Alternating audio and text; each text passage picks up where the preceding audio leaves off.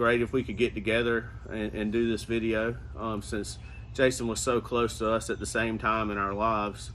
You know, there's a lot of words that describe Jason for me: neighbor, mentor, coach, friend, co-worker, hero, and ultimately a brother.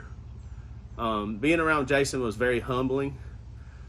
His ability on the athletic field, his commitment to everything that he put his mind to, and just the overall person.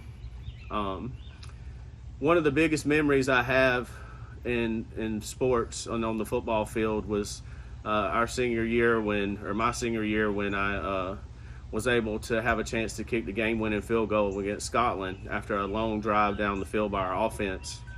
And the first thing I did was jump up into a big Jason Norton bear hug and actually busted his lip with my face mask. But that's definitely something that I'll never forget, and we'll be able to tell that story forever. And I will let Alan go from there. Well, you know, visiting Ryan and Lauren and Jason's sons yesterday, I was trying to let them know some of the memories that I had of Jason. And a lot of people know him as coach and athletic director and state champion and All-American, but I first met Jason Norton when I was 4 years old. And I still remember the day looking down from my front yard, and Jason and his family moved in next door on Stacy Avenue. And I remember his sister Ryan riding a tricycle around the carport. And that kind of started my relationship with the Nortons and with Jason. A couple years later, my dad built a basketball goal out of plywood, and we went to the salvage yard and got a big pole and put it up in the front yard. And I think Jason was at my house every day for about 15 years after that, playing basketball.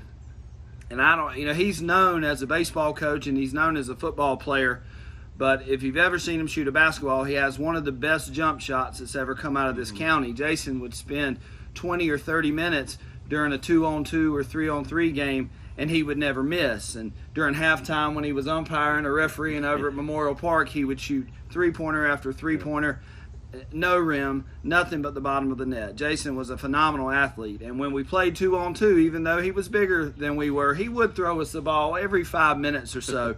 But we better not miss, because if we did, he was going to take and probably make the next 10 shots.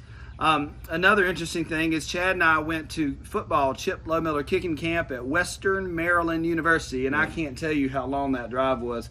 It seemed like forever. And we get up to Western Maryland, and lo and behold, our counselor is my next door neighbor, Jason Norton. Yeah. And you know, what better counselor to have? He was an All-American. And so we got to spend those days with him, and we didn't know we were going to get to. But the thing I remember most about Jason is Jason was a mentor to me, and Jason was a friend to us. I can remember two occasions. One time there was a kid that wanted to fight me at school, and so I told him I'd meet him after school, and I was riding my bike down Highland Avenue, and Jason Norton pulled up in his car, and his sister had told him what I was doing, and he came and he told me that wasn't the right thing for me to do, and I needed to turn my bike around and go home, that I was better than that. And when we were spending days working for Coach Snipes up at Memorial Park, we were in our high school and college years, and if Jason ever heard that we had gotten into something we weren't supposed to, he would be the first one to come to us and tell us that that's not what we needed to be doing, and that we were better than that, and we had been taught better than that, and he expected more out of us.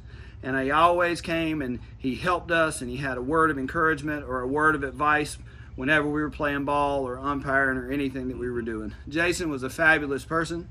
The world was a better place with him in it, and he will be dearly missed. Yeah, we love you, Jason. We love the Norton family, and Richmond County's behind you.